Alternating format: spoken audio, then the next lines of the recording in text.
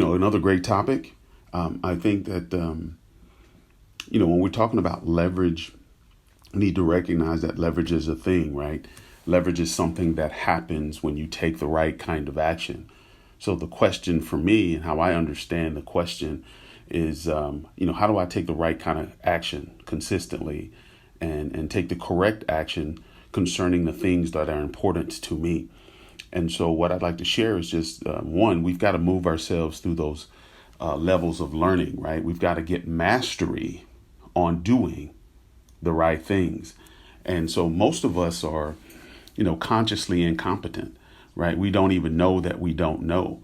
That's why so many people, to your point, take their talents to the grave. They don't even know why they're here. They have no purpose, and they're just letting life decide for them. And so you've got to become consciously, you've got to move from, unconscious incompetence where you don't know that you don't know to a place of conscious incompetence, so that you realize that, hey, I'm not doing this the right way. I need to take change or make some changes so that I can move myself to the next level, which is conscious competence, where you know what to do and the things you need to start to take action on so you can get the results that you want.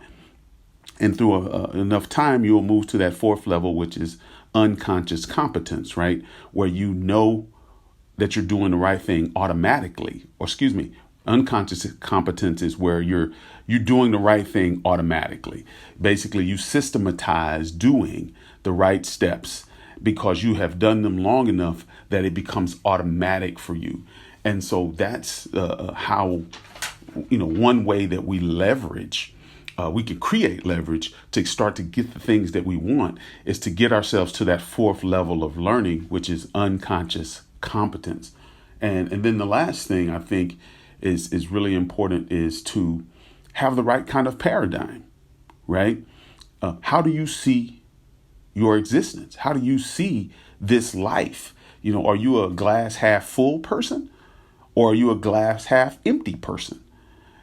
That's basically about being optimistic, right? Are you optimistic that you can do, have, and be the things that you want to be? And this kind of ties into what Babs was just saying. I'm a big fan of, you got to take responsibility, right?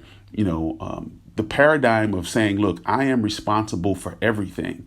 That is a major, major, major paradigm that we have to embrace if we're going to be top producers, if we're going to have a kind of good relationships, if we're going to make the kind of money we want to make, if we're going to live the kind of lives we want to live. We have to take responsibility, because the word responsible is a compound word, right? It's response able.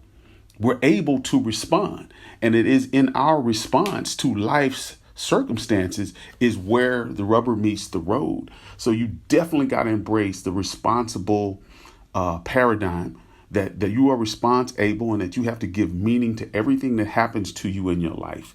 And another paradigm that you've got to embrace is the paradigm of discipline versus motivation.